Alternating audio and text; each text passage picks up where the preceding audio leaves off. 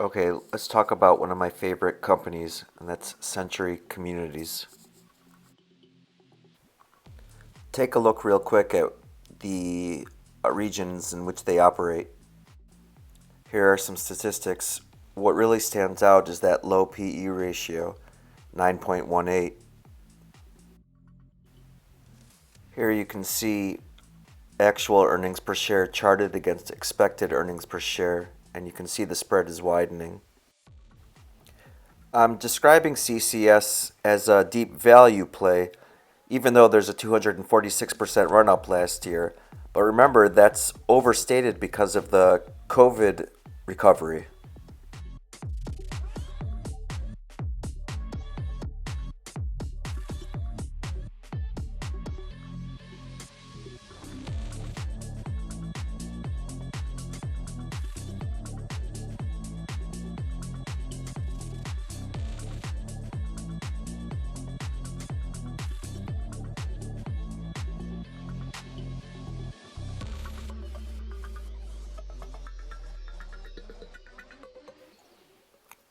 Let's take a quick look at the top of their income statement. Here you can see revenues. This is going to be for the last quarter against the previous year's quarter. And you can see a pretty big increase in quarterly revenues.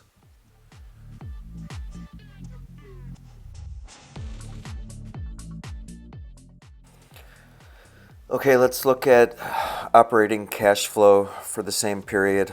And you can see another increase from negative to positive. And then here's just a chart that shows their amazing increase in net income and revenues and some other statistics for you. And then we're going to go into a quick and dirty valuation, which is why explains why I think CCS is still cheap.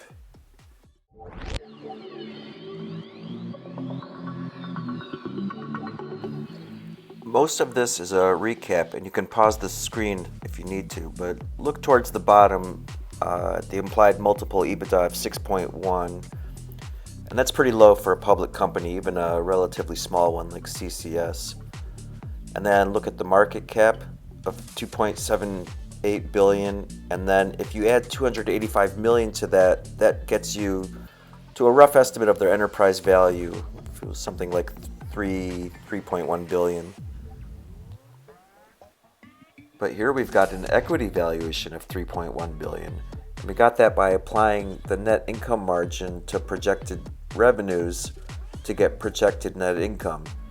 To that we applied a very conservative PE multiple of 7.8, which was the midpoint of the forward multiple and current price to earnings multiple. So applying that multiple to the projected net income gets us a projected equity value of 3 billion. But if you remember, 3 billion was the value for market value of equity plus debt.